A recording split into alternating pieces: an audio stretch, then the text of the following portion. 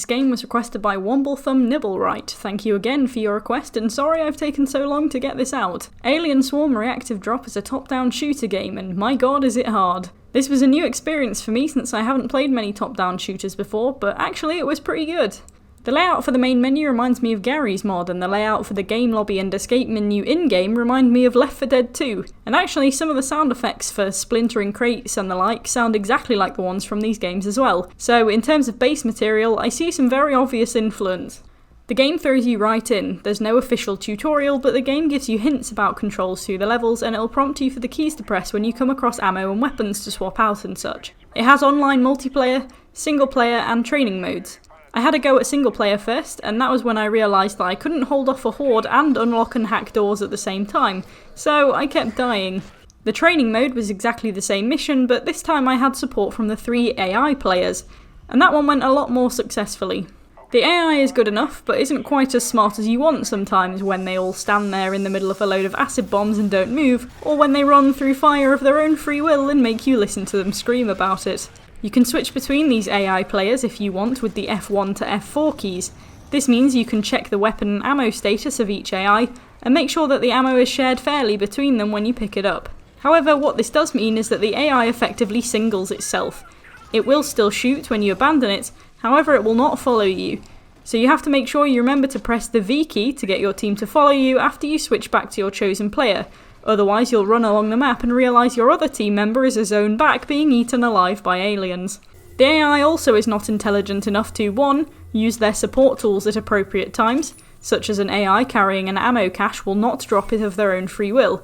You have to physically take control of them and do it yourself. And 2, they will also take every chance they get to run directly into your line of fire, meaning you take penalties for friendly fire and also waste your ammo unloading it into their back. That being said, having the AI is certainly more helpful than trying to play the whole thing on your own. There are 4 classes, per se, of character. The leader, the specialist, the medic and the tech guy.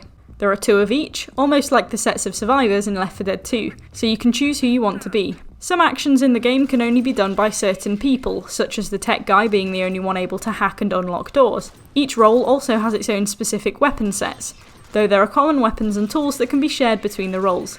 You move through the levels and complete the objectives whilst fighting off constant hordes of aliens. These aliens reappear at regular intervals. It is a swarm, so you have to keep moving, otherwise you just get overwhelmed.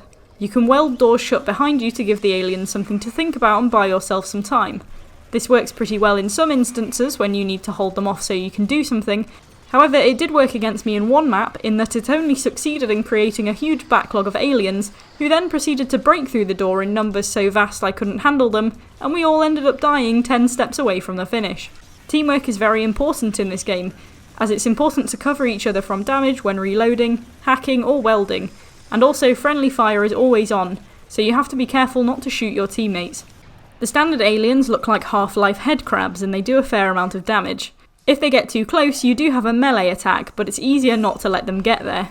There are other variations of aliens as well, such as ones that spit acid, ones that have big shield legs so that you have to run around the back of them and shoot them in the ass, ones with 3 spiked legs and bulbs underneath that stab you if you get too close and explode into acid bombs, ones with big white asses that explode into tinier aliens when they die, and you also get swarm eggs that you need to kill, because if you don't they spawn parasites. If the parasite lands a hit on you, you get infected and it drains your health, and you have to spend time being healed by the medic for it to go away.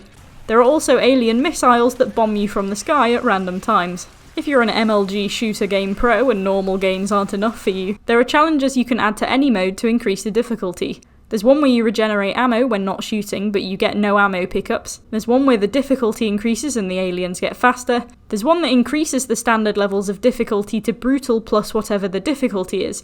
So the aliens are as fast and strong as on brutal mode, but then plus the game they get in the normal mode. So for example, if you had this on and set it to normal, it would be brutal plus normal.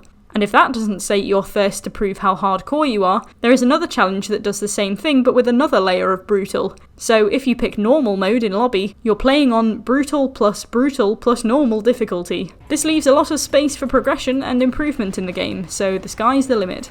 To give you a taste of how brutal double with a 3rd layer of brutal tastes, I tried it out on the training mode and this is how the mission went.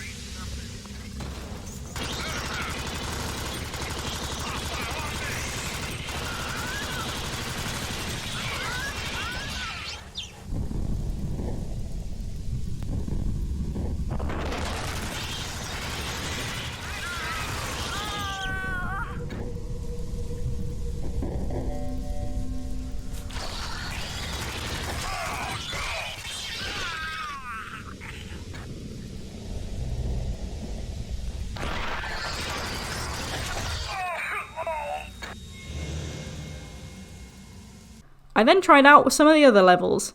There are 10 campaigns in total: Jacob's Rest, Op Clean Sweep, Tears for Tarnor, Paranoia, Area 9800, Teleris 5, Research 7, Lana's Escape, some bonus levels, and a team deathmatch mode with a desert, bridge, residential and test lab variation.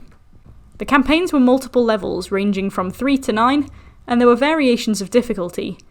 The 3 level ones tended to have the harder sections in them, where the alien swarms were just massive and overwhelming, whereas the larger level ones were slightly more tame and the swarms were just enough that I could just sprint through them spraying fire everywhere in a desperate attempt to get to the finish. Sometimes fighting is just not worth it, especially if you're low on ammo, so clenching your cheeks and running is a pretty good way to win as well. The team deathmatch is a fight against your own team as far as I can see, since I loaded it up in the training mode and there were no enemies, so yeah, presumably that one needs to be an online thing. And it's assault rifles and weapon pickups only.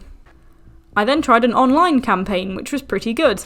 I felt very helpful with my flamethrower helping another guy to torch everything behind us, but once you lost one member of the group it was very likely the others would quickly follow, and me and another guy scraped to the finish by the skin of our teeth after I had to run back and save his life and have a death-defying one-on-one with a shield alien.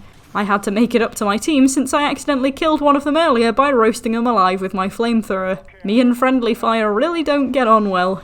The online lobbies weren't exactly abundant, but there were enough people on there to get a full team of 4. I can imagine that if you'd want to play multiplayer, it might be more worth pulling some mates along and getting them to play it with you. Or you can just play it single player. Or sit and hope someone joins you online. Either one. Your standard weapon is an assault rifle, but other roles have other weapon access. The leader role has access to a weapon called the Vindicator, which is a shotgun that explodes aliens like it's bursting balloons. Normally I hate shotguns in games, and admittedly yes, this one shoots slow and has less ammo, but it's more manageable than a normal shotgun, and it only takes one shot to blow a hole in the normal aliens, which is much faster than having to backpedal and fill them with lead. There are some special weapons that are helpful too, like the aforementioned flamethrower, and an electric ray gun that came in very useful. As you level up, you get more access to weapons like these, and there are also cased weapons in level that you can use as well, like a sentry gun. It's important to use variety because ammo is probably one of the most important and scarce things in the game. You can give characters ammo packs to carry in the initial load up so you can at least give yourself a boost, and countless times before a swarm I made sure to load up on ammo and often had to use all of the packs to fill everyone's weapons up again. You can find ammo around the levels, but it's more sparse than you'd like, so you have to be conservative.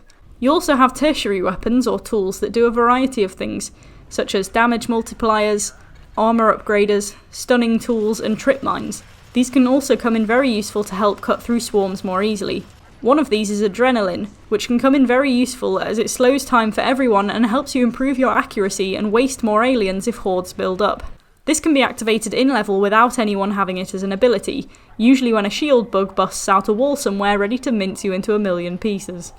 The swarms are partly predictable in that you can pretty much guarantee any time you need to get to the exit of a level or you're standing still to hack a door that the swarm is going to hit. This gives you a bit of time to heal up and prepare beforehand, but sometimes the swarms just hit you and you have to deal with it. Luckily you can see red blips on your radar where the aliens are, so if you're in a situation like this one where you can see a huge swarm, you know it's the perfect time to get ready to hold left mouse for as long as possible. There's a lot of variation to the levels. Yes, there are a fair amount of metal buildings with sliding doors, catwalks and control panels, but this is a space alien themed game, so that matches the theme pretty well. It's the exteriors of the levels, or the planets they're on, that are the real flair to the design. From ice, snow and foresty to howling rain and to desert, there's good design variety and they all look really good. The lighting in all the levels is used really well. Low lights, spotlights, flickering broken bulbs and even power cuts all give the atmosphere a boost and get the tone of the creepy, abandoned, alien-infested space station set well.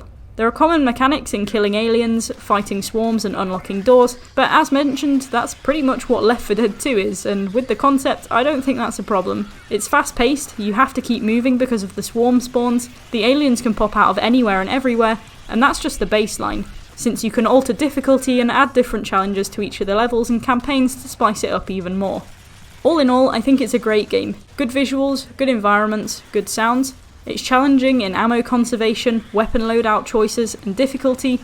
There are several different play modes, either online or single player or with AI support. The aliens all have unique sounds and design variations that means you have to attack them differently. You can get playstyle variety out of the different characters, and weapon gains are a good incentive to level up. The sky's the limit in terms of skill, and whilst there is a risk the campaigns might get a bit samey, I think the alteration options could help take the edge off that a bit. The online mode isn't quite as populated as would be desired, but over time or with friends, that hopefully might change. It's got great time potential, it would be great to play with friends, and is engaging and challenging, so I'll give Alien Swarm Reactive Drop a 9.5 out of 10.